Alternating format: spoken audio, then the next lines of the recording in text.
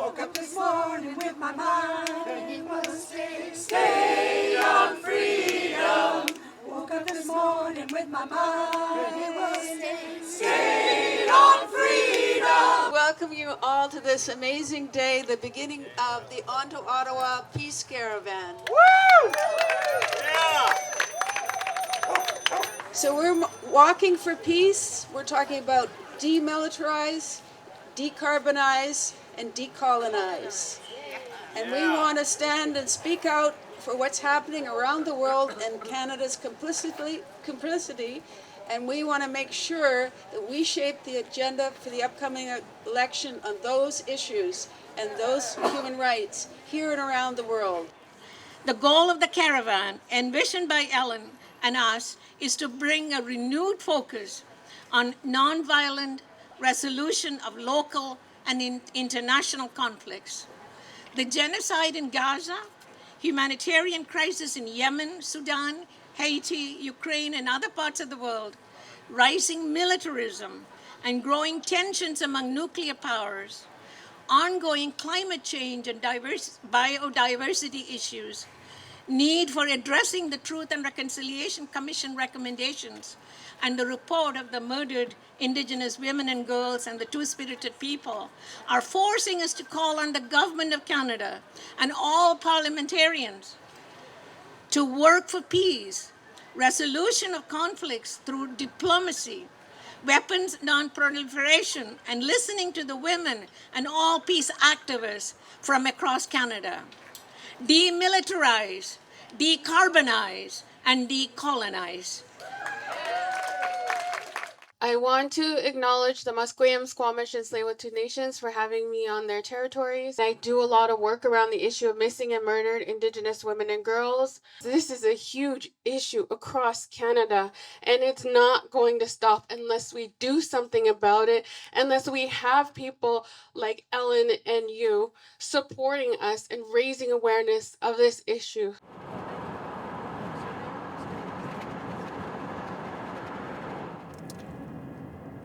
I think that we need to intersect the issues, make the braid, the sweetgrass braid of militarism, climate change, and colonization. They're totally intertwined. And it's not the fault of us as individuals. This is something we can spark, something like a wildfire. It just goes like crazy and can't be contained. And hope is like that. You never know what's going to spark hope. And I think by saying peace is the direction we want Canada to go in, and we link different cities across the country, coast to coast to coast, in a growing peace movement, because we're not the only ones who are walking or doing actions for peace right now. I've noticed more and more groups are doing peace activities. So if we can, create that spark and that conflagration of the different deep desire for peace and justice and climate change, and help people see that it is the military-industrial complex, that the neoliberal agenda that is manipulating countries and profiting from wars and causing this terrible climate change devastation in Africa, in the north, all over the world, then and on unceded Indigenous lands, then people have a sense of a way to move together, and that they're not alone. Because other people are moving, other people wanting peace. That's what hope is. And that's what I want to do. I had personally also emailed my MP, and I said when I come to Ottawa I'd like to meet, and I got a note back saying he was too busy. And I said, well, that's too bad, because I'm coming a long way. And in fact, his office in my riding I could walk to. And in the end, he did agree to Zoom with me. The whole week he was busy. This week we're going. But I got him on a Zoom, and when you mentioned about they don't know what's going on, this is a young man, and he's a Liberal, and this is his second term, and he didn't know CanSec was happening down the road from him. He didn't know. But the good news is this. He did say, I think I'll make time for you in Ottawa. It's still the space that they need to keep sacred and keep their own. You know, we welcome you, but this is still our space that we need to occupy. And a lot of the international students are very respectful of that. However, like it's after having had to fight for that long, you know, it still needs to remain an Indigenous sacred space.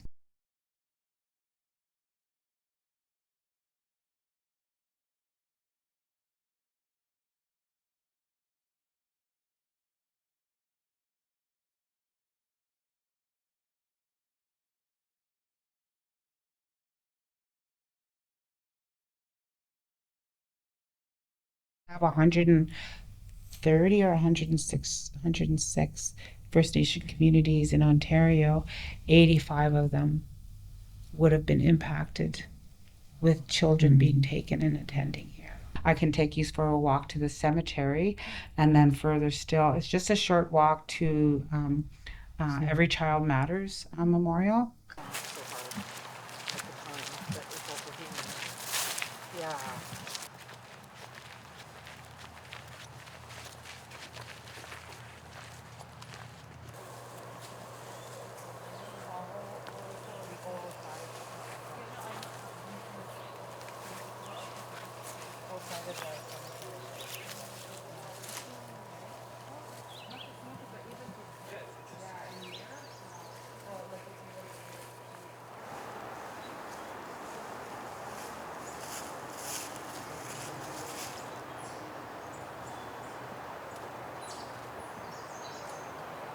When we were in Calgary, I asked a 5-year-old young child from Egypt,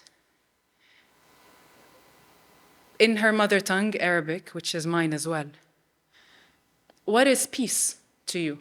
What is salam to you? And she said, this is how everyone greets each other. Everyone greets each other with peace. That's her culture. Her 7-year-old brother, Adam, for him, peace was calm. An 11-year-old Hugo in, what was the city with the Human Rights Museum thing? Winnipeg? Yeah. For him, he got very serious. He contemplated a lot. And then he said that it's something that people should take seriously. And now, do it now. People really need to know how much the military, the spending on the military, takes away so many other things and contributes to climate change. So many people don't realize that the carbon count of the military isn't included. Not just the spending that doesn't go to other things, but how much the military actually increases our carbon footprint. And can that mobilize the climate change movement? Because we were talking about how do we get our movements to work together, we're not so siloed. Having the conversations with people that we think, I don't really have much in common with that person, but maybe there is still a way to connect with them in some way, to move us closer together rather than pushing us apart. If we lose this forest, if we savage the land, we might as well be cutting off our own right hand. For we and the earth are one, under the moon, under the sun, if we lose. I wrote to Mr. Trudeau a letter 5 years ago for the occasion of the 75th anniversary of Hiroshima and Nagasaki. He never acknowledged the receipt of that letter. So I decided 5 years later, for the occasion of 80th anniversary, which is coming next year, I wanted to give him another opportunity to think about it and to respond. And the most important thing that I pointed out is this. Canada played an important role in the Manhattan Project. The project, top secret project, which produced a nuclear weapon, which was dropped above me and in Nagasaki. The Canadian scientists were involved in the project. And uranium came from Canada. Uranium came from Great Bear Lake of Northwest Territory. And indigenous people over there were recruited. Those men, on hot summer days, on their bare back, they carried the sack of uranium. And they are the ones who all died. I think it's about time that our Prime Minister should acknowledge Canada's role in the Manhattan Project. Our young people are growing up without knowing their history, honest history. That's not right. I'm coming from Afghanistan. I'm a war victim. I have remained and faced so many challenges in my country. And today I see that chain of conflict is going to Ukraine and now to Gaza, to African countries, and slowly and gradually this is expanding. We need to stop our politicians and their investment in arms, in arm business. They are spending 80% of the world's wealth in war, in the weapon industry, and only 20% remains for humanitarian issues.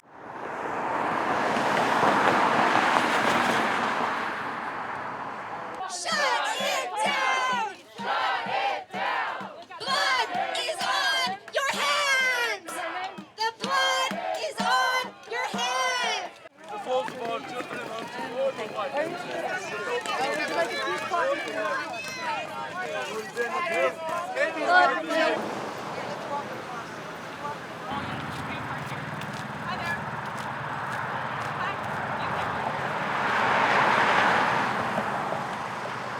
I've been speaking out on the issue of military spending, and now it's just record high, and it's like, it's falling on deaf ears. Imagine if we had the resources like the environment movement, like foundations will fund environment, but they're not funding peace. At this very moment, while we're standing here right now, those arms dealers, thousands of representatives of the world's leading arms dealer companies are gathering at CanSec for the biggest arms dealer convention in Canada.